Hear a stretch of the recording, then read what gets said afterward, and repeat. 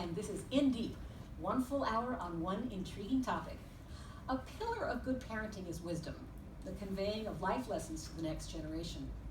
Omar Saif Gobash sees his two boys growing up in a world of many confusions, conflicting interpretations of their religion of birth, Islam, what it means to be a good Muslim and a good man, violence in the world around them.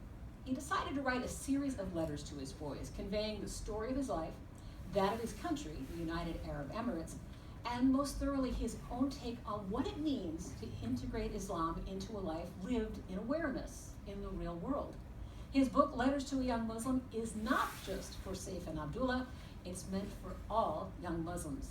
He is the United Arab Emirates ambassador to Russia. Omar Saif Gobash, welcome to Kepler's. Thank you very much. Great honor to be here. How you became ambassador to Russia, it's an odd place to start, but I had to laugh. I heard you talking on Michigan radio. Yes. And you said you joined the foreign ministry for 3 years and then you left. On a trip to Moscow, I was appointed ambassador. We didn't have an ambassador at the time. We thought it was a good idea. Yes.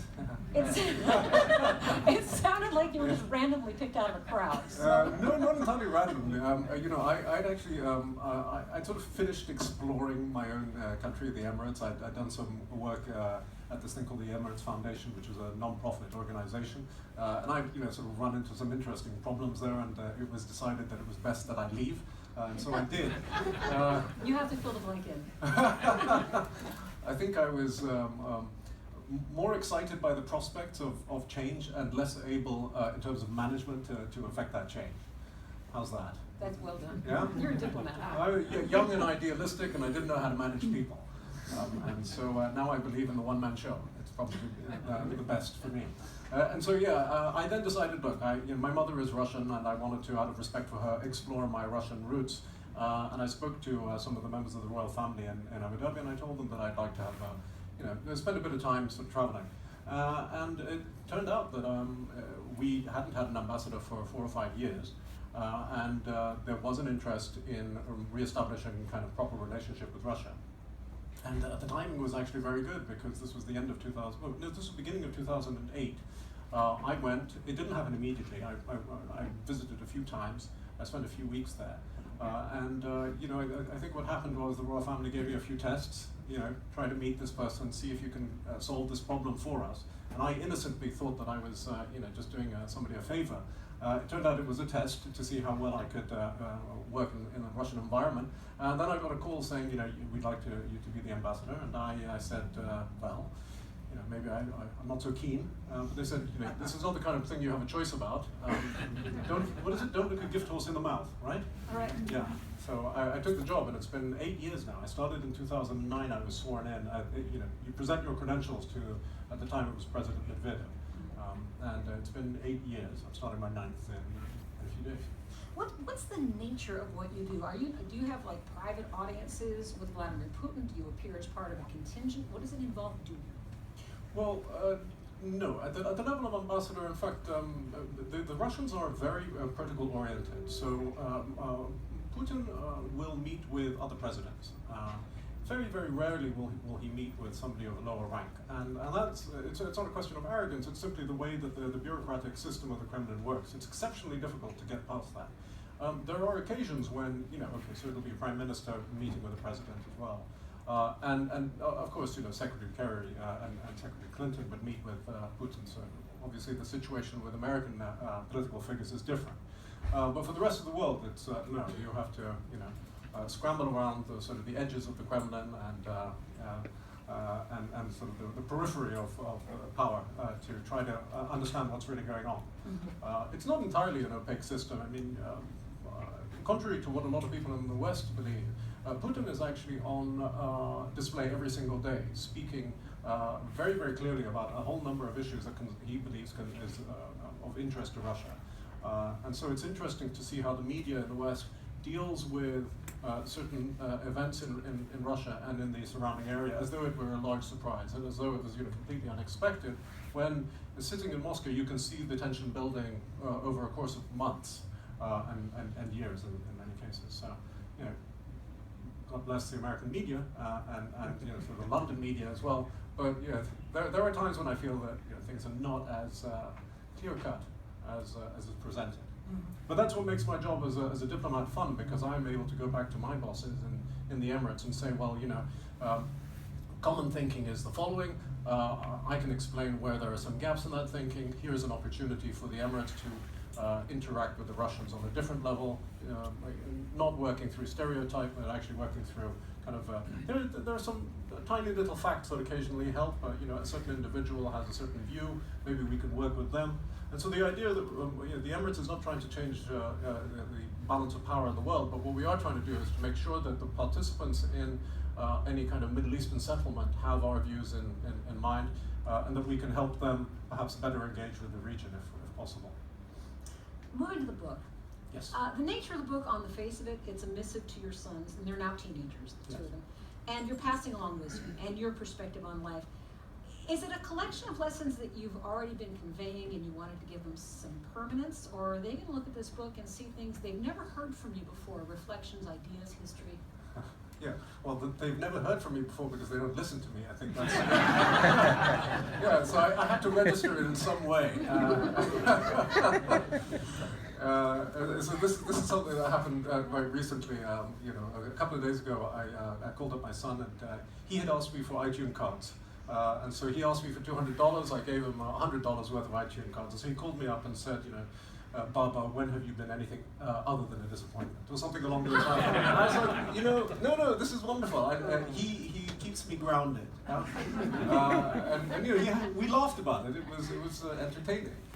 But I like that, if you think that there's any wisdom in the book, then I'm very touched and pleased. One of the things I worried about was I didn't want to come across as spouting platitudes. Right. And I tried to avoid that as much as possible because, there are other places for platitudes. I wanted to link in some of those, some of the lessons that I'd learned over the last sort of 30, 35 years thinking about these issues. And I tried to put it in a simple enough manner to allow kids of my children's age to be able to latch into them quite clearly and to understand how their lives were both sort of very closely linked to the big questions that they see on TV every day, whether it's terrorism or wars in the Middle East or sort of promotion of democracy.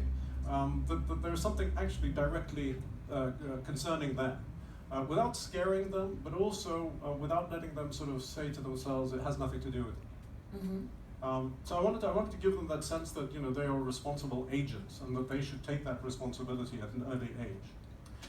You also include a lot of history of the country, which I didn't expect. I didn't expect to hear about when oil became an issue, for example. Right. And tell me why that. I mean, a lot of parents would let their kids learn that in school. What was important about imparting that? Because oil is central to the identity of the region. Well, I mean history in general, telling here's the history of the country.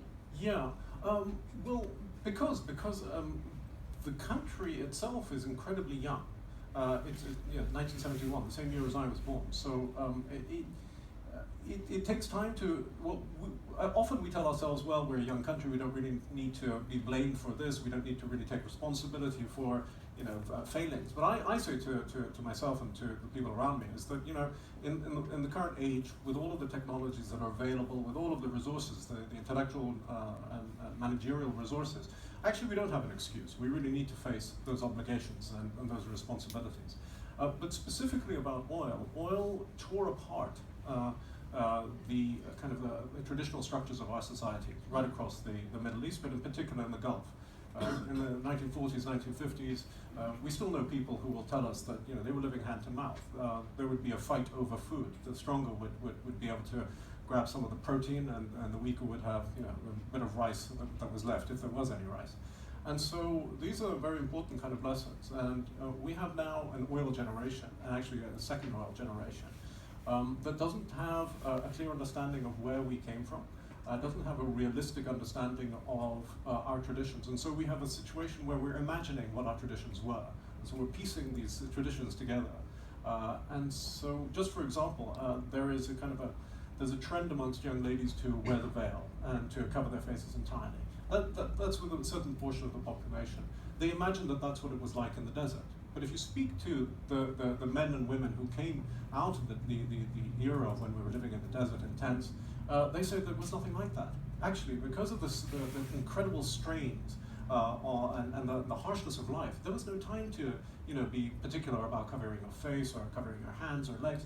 I mean, it was everybody had to chip in and get on with trying to eke out is it eke out or eke out a living eke out a living in the desert. So I think it's important to understand where we came from, in order not to impose on ourselves some standards that are very, very exacting when it needn't be. They need.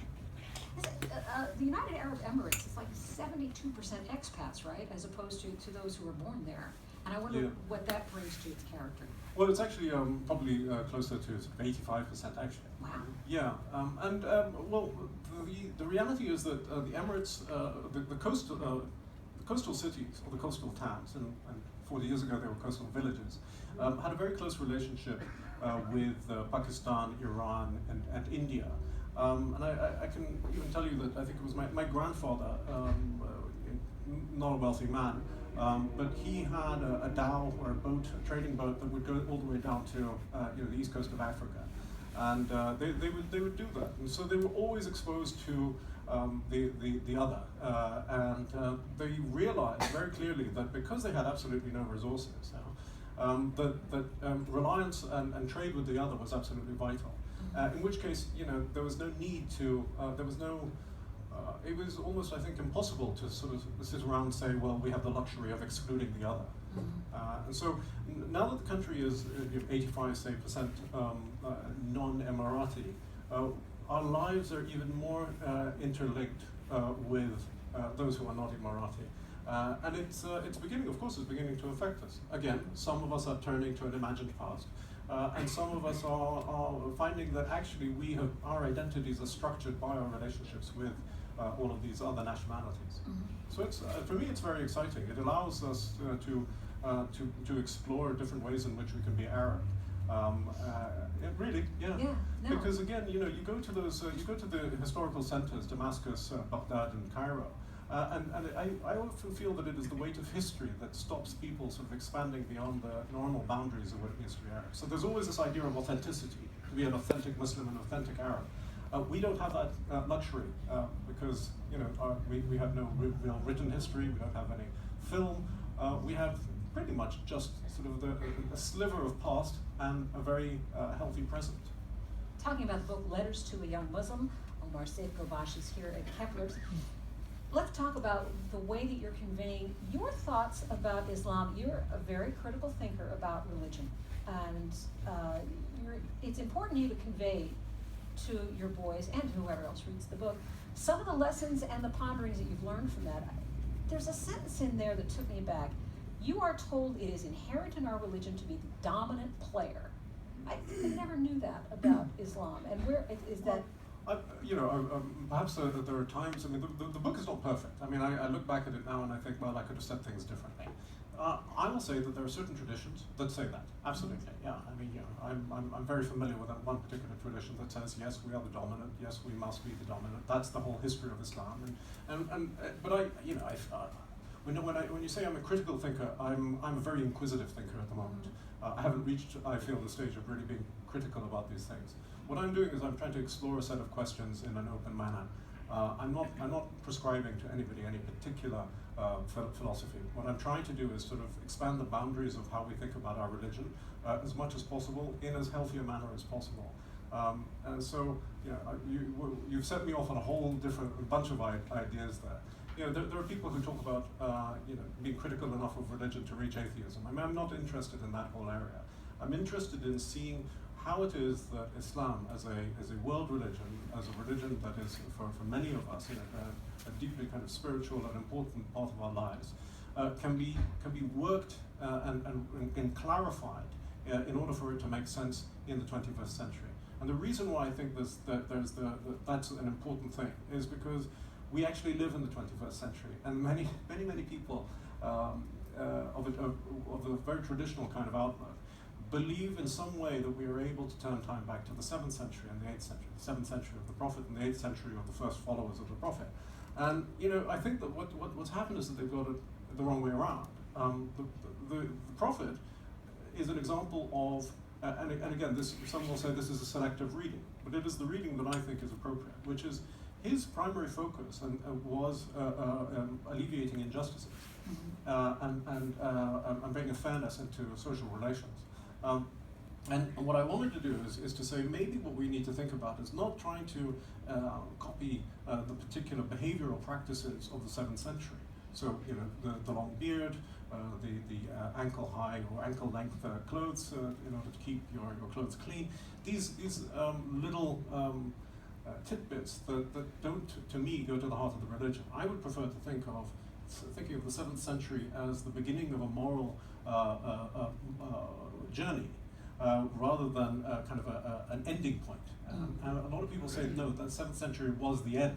That was it. Perfection was achieved. And anything after that is only an attempt to be perfect. Whereas I like to think of it as the setting of a moral agenda where we can continue to progress through the centuries and particularly now. And so I like to think of it as a moral trajectory. Now that's an argument that needs to be made. I haven't heard it myself back at home, but I think it's one way in which we can say we can be Muslims in the 21st century. There's one tweet I saw a couple of days ago from one of the top clerics in Egypt who pointed to something like this when he said that instead of living the life of the 7th century, we should live the values of the 7th century. So I think there's a beginning of this kind of discussion. I'm curious about the trajectory of Islam, specifically the trajectory of radical Islam. Yeah. Has there always been a threat of that, or is that something that's accelerated and we're learning of it now because here in the West we didn't know about it? What's the trajectory? I think there's certainly a modern form of this radical Islam. I mean, there were radicals even just after the Prophet died, and in the first sort of 50, 100 years. It was a desire to hold on to the truth, to be as truthful as possible to Islam. And here is where I think my basic understanding of Plato gives me the idea that there is this form of Islam, a perfect form of Islam, and I fight against that idea. I don't understand it. It doesn't make sense to me that Islam is actually my understanding of Islam is a lived religion. A religion that comes to life when it is lived. There is no abstract form or a perfect form. And often I find that Western leaders in particular will come to the aid of the Muslim community, the global Muslim community, and say, well, these acts of terrorism, these are not representative of true Islam. And I think what they do is actually maybe unconsciously they lock us into a kind of a battle over who has the right interpretation. And I want to say, well, can we move away from the idea that there is a true Islam, because it means that there will be a group who will be able to claim it, and the rest of us are not being true to true Muslims. I think it's different to be true to Islam, to be truthful in your expression or your attempts to express yourself in Islamic terms. But that boils down to really those values of justice and fairness, and again, an ethical approach to life. I found a quote from you that you really need to take a position on life before you come to the texts of Islam. And I'm thinking chronologically, you're born into religion and you're absorbing ideas and texts and facts about all along. So you were kind of reversing that. Well, and here is why I think the experience of converts is exceptionally important and interesting. A convert might have, I would say, the convert for me represents a serious problem. And I ask converts, well, how did you convert? Into what sect of Islam? And on what basis? Who persuaded you? Did you treat Islam as a marketplace of ideas? In which case, what are you doing? Are you just finding something that is appropriate and appealing to you? Or is there some deeper truth that you have attained? And just to give you an example, I read that Oliver Stone's son converted to Islam, but he converted to Shia Islam, which means that he converted right into the heart of the political debate between Sunnah and Shia.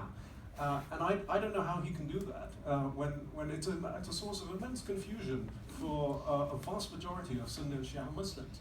So how he has managed as a kind of a clean slate to turn up in this political debate is beyond me. With all due respect to him, of course. So my worry here is that actually what we have is that all of us today, Muslims and non-Muslims, because of globalization, the spread of the internet, because of this vast amount of information that we have at our fingertips, we're no longer living in the village where the Islam that we were born into was in the entire kind of spectrum of Islam. That was it. We're actually now, as Muslims, faced with our own diversity. And that is actually quite shocking for us. We don't understand how it all fits together. So how is a Sufi spiritual kind of chanter looking for kind of a divine ecstasy? How is he a Muslim, and how is somebody in one of the more radical groups who's primarily interested in material advantage, and that he thinks that this is the right of the Muslim warrior. And so we're faced with this immense diversity. Our traditional leaders, scholars and religious leaders, are not telling us that, are not helping us make sense of this. And I think that's part of the problem. How rare is your line of thought, or unusual is your line of thought about Islam? I like to think that I'm a unique human being. Okay. No, I'd say this, that there are, one of the things that I found is that there are bits and pieces of my thinking in different places, and what I've tried to do is collect all of those ideas in as constructive and as positive a manner as possible, to say that all of these people, there are all these people who have doubts, who have questions. There are constructive parts of this, there are very critical and destructive angles, and I've tried to put it together in a way in which young people in particular will be able to say, okay, there is a tremendous amount of, there's conflicting kind of currents in our lives as Muslims and simply humans. And how will we be able to potentially put them together? And so I'm trying to provide a little framework of ideas that hopefully will cohere. And see, and let people take that away and see what they can come up with. Maybe they can do much better, or hopefully they can. Question from the audience: has your book received a reaction from radical Islamists, and if so, can you describe that reaction? No, I'm quite disappointed. Nothing yet. Nothing yet. Yeah. Do you have an expectation? I'm not particularly sort of focused on radical Islamists. I'm more interested in sort of trying to engage with traditional clerics who are fighting radical Islamists, but who I think are probably approaching it in a kind of a traditional manner, which is to say, the radical clerics, you don't have the authority to speak on Islam. It has to come back to us. We are the ones who have the right to speak on Islam. I'm trying to say that actually, maybe what we should be doing to help solve some of the problems of the Arab and the Islamic worlds is to get the clerics to actually engage with young people, to engage with the 21st century, to make sense of their own positions.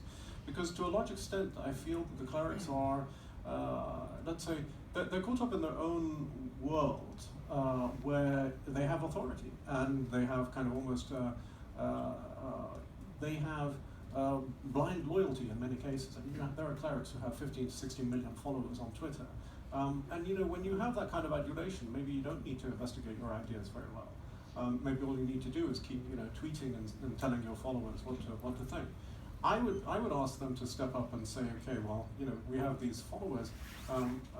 We need to respect them a little more as individuals, as human beings, as people with opinions, and actually get them to start, engaging with them. Mm-hmm. One of the things I was disturbed to hear when you were discussing your sons and what you're trying to convey is that they've actually watched from radical Islam. They've watched beheading videos. They've watched some really appalling things online. Yeah. Did it occur to you did you as a parent decide to try to steer them away, or just confront the reality? This is what they're doing, they're watching it, I need to meet them there? Well, yeah, I mean, I've discovered that many children have seen these videos.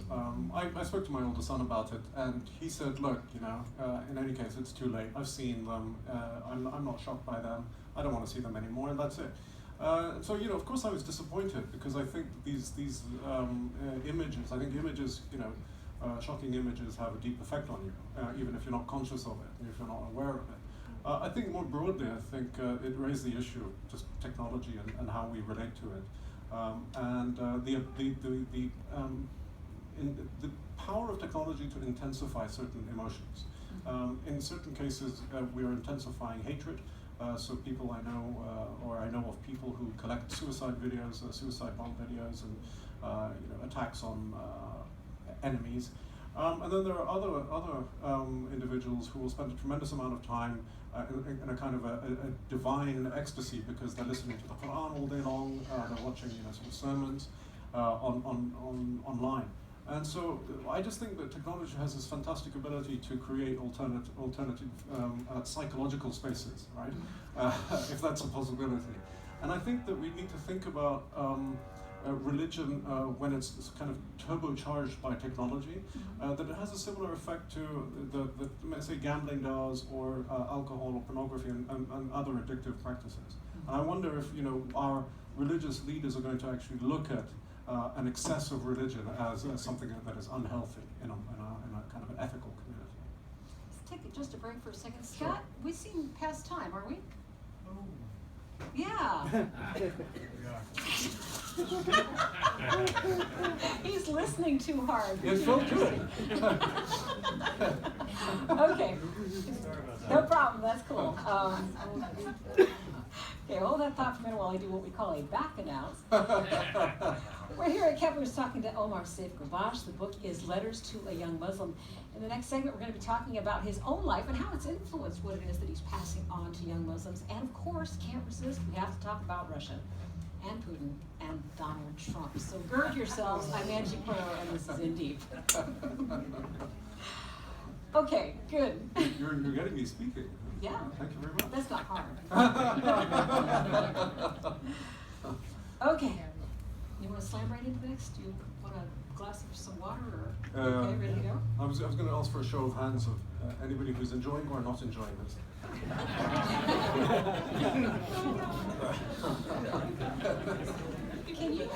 Can you see what I'm typing to you? No. Oh, that's interesting. Are you typing to me? Yeah, ask Scott for a time check. Okay, that's weird. All right. Just text me directly. Okay, Yeah. Or text me. I'll put. very good. Okay. So we went 6 minutes over. Okay. Do you want to just stick to 20 minutes? I Let's guess, stick. or- Yeah, stick to the. Okay. Cool. I'll make it work. And now, life story. Life story. Stand by. You're on in 10, 9, 8, 7, 6, 5, 4, 3. Welcome back to Kepler's. My name is Angie Cuero. You are listening to In Deep, and my guest this evening is Omar Saif Ghabash. And the name of the book is Letters to a Young Muslim. I want to preface this by telling people you're not feeling sorry for yourself in the segment I'm about to read, but I was actually very touched by what you conveyed to your boys here. I came to a depressing conclusion at the age of 14. I realized I was an outsider from all the things I wanted to be inside. I could not be the Arab I wanted to be. I could not be the Muslim I wanted to be. I could not rationalize my mother's foreign nature within the fixed ideas of belonging that I had. In reality, my siblings and I found ourselves caught between not only having both Arab and Russian blood, but also speaking English as a first language because we attended English language schools. With that eye of having felt the outsider in childhood, do you see any of that manifesting in your sons, that you're reaching out to say to them, we all feel like outsiders? I think they're a little luckier than I was. I think that they belong to a whole generation that seems to be either completely outside or completely integrated into an alternate culture, which is the global one. The way they relate to people in Los Angeles, it's pretty much Los Angeles, to be honest. But really, they are much more confident in themselves than we were when we were kids. And I suppose it's going back 35 years. Where every day mattered. There was the idea of being an Arab, there was the idea of being a Muslim, and there was it was fairly kind of a homogeneous society that we were part of. And I find that even now, when I hear of we have these campaigns back at home and in the Arab world, there's this idea of focusing back in on the nation state and how we need to identify with our country and patriotism and serving in the army. And there is this kind of tension between those who don't fully fit the mold And then there are the guys who do, and it is usually guys, right? Who can stand there in their military uniform and sort of declare that they have the absolutely perfect kind of lineage. And I see, I wonder whether that's going to cause a problem or whether it's going to kind of dissolve again. But because of the trouble in the Middle East today, there is this big focus on identity and patriotism. That even if I expressed it in the most sort of absolute terms, will always be questioned because you have Russian blood, you don't speak the dialect as well as the others. So yeah, it is an issue, not just for me, but for a whole generation now. I don't want to rehash the events of the death of your father. I'm going to just give a quick skim over that because I know you've had to rehash it again and again. Suffice to say, he was shot by an assassin who apparently mistook your father for his target, who was the Syrian foreign minister. What I do want to ask you about, and you do go into this in the book to some extent, is how the knowledge of that history of your own affected your children, because for them to know very young that violence affected your family personally, that's a lot for a kid to deal with. Yeah, and I think that I wasn't really fully conscious of this until one day my older son actually, asked me where his grandfather was, because he'd met his grandfather from his mother's side. And I made the mistake of explaining to him at the age of 5 what had happened. I think, to be honest, because he was my first child, I was thinking more of myself, I realize now. And he asked me how old I had been when my father had died, and I told him 6. And so it was awful, because from the age of 6 to the age of 7, he kept thinking that it was a rite of passage that I would also die. And I so regretted having spoken to him about it. I kind of believed in harsh truths, but I didn't realize that they could be really quite damaging. And so what it did was it made me think very, very hard about the kinds of things that I was projecting onto my son. And I pulled back and I realized that actually, what happened in 1977 had to stop. And in a way it got me thinking about the long-term effects of acts of violence. They can seem like a day or two of mourning, but with the passage of time, you realize that the effects ripple out. And I wanted to put a stop to that.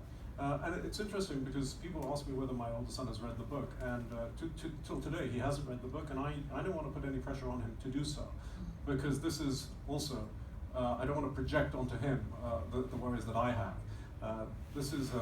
I'm addressing my 15-year-old self as well as his 15 or 16-year-old self. So I don't want to burden my children with the things that I worried about and worry about. Well, and your own mother was cautious with your feelings. You were told that your dad died, that he just died, and you thought, well, that, when you figured out to have any meaning at all, you figured it meant he went to heaven. Well, actually, it was, he died. What does that mean? Oh, he's gone to heaven. Well, he's gone to heaven. I remember he went to Japan. I remember he went to the US.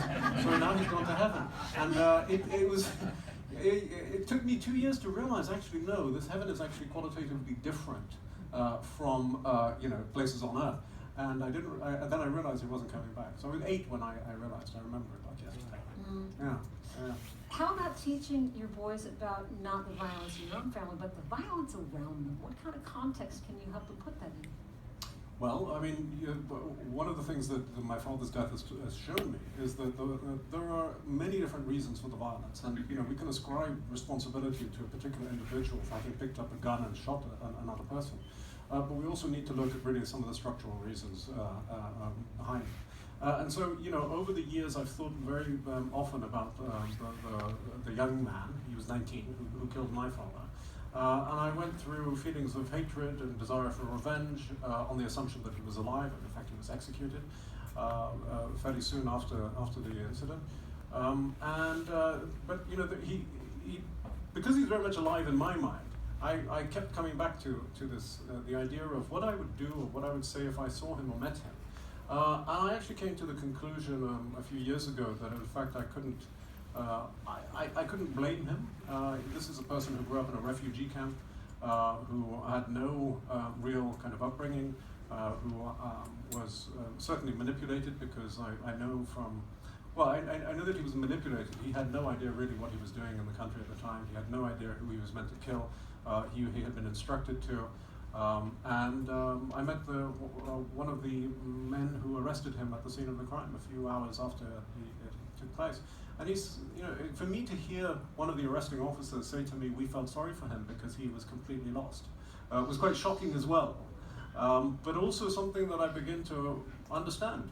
And my concern is actually much greater for the current round of refugees that are filling the kind of border areas of the Middle East, and what we're offering them. How on earth are we going to avoid a whole a new wave of violence and kind of destroyed lives, really?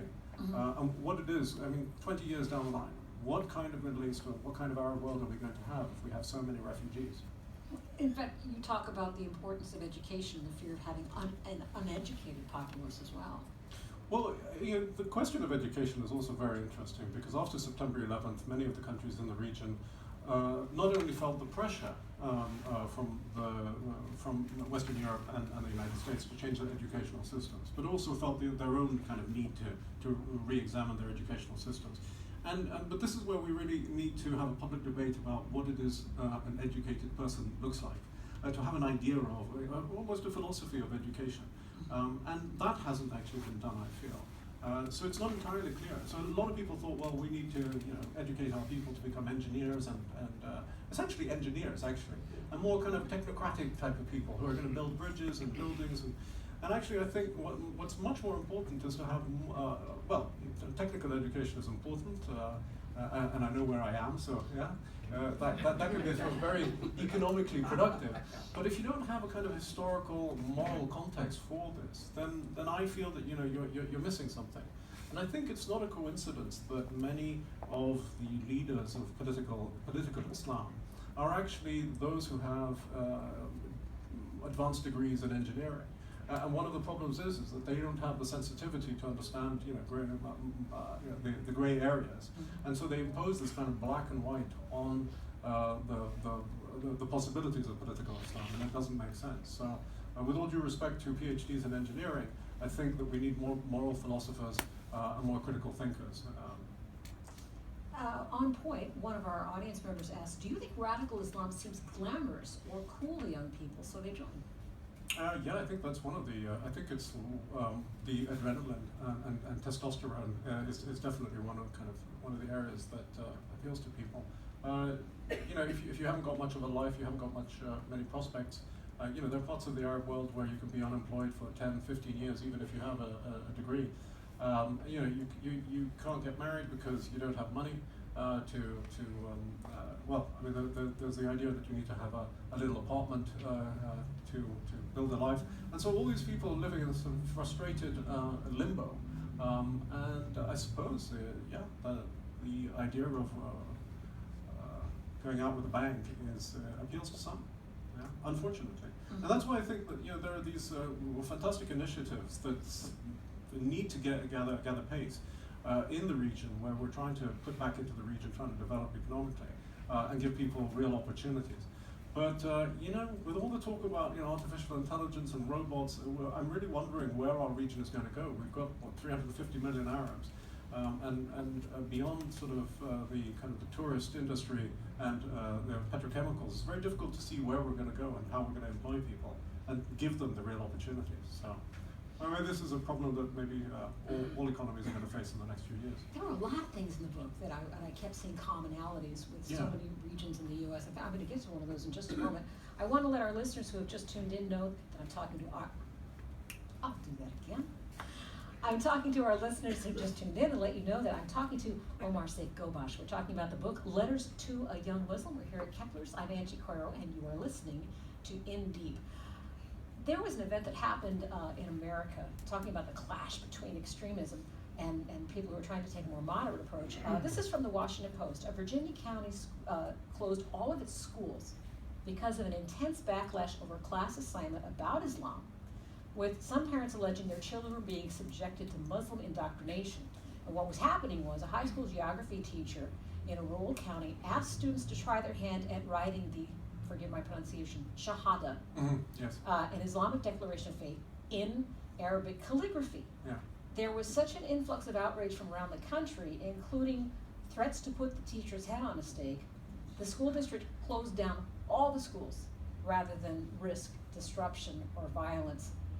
And it's just that willingness to throw out the threat of violence to quash a communication and to quash the other. Right. I mean, I saw reflections of that here as well. Yeah. Well, one of the things that I'm trying to do is also to take away the sense of exclusivity, and that we're special in some way and we're sort of blessed by God.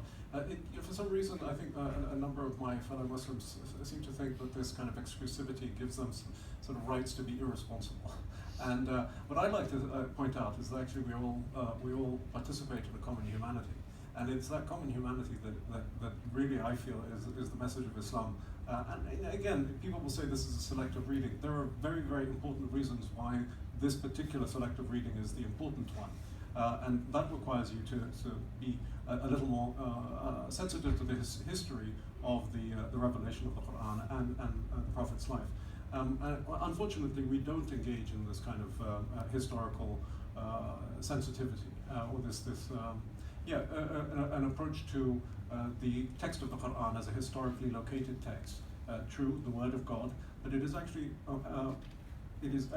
very well established that the Word of God was revealed in a historical context and to solve particular problems at the time. And so that's why it's not so simple to say to young people, read the Quran, it's all clear there. It isn't clear there. That's why there are thousands upon thousands of pages of interpretation. And even though those interpretations, we can now, with the benefit of having access to other traditions, interpretations, techniques of interpretation, not even interpretation, just the techniques that are used to interpret.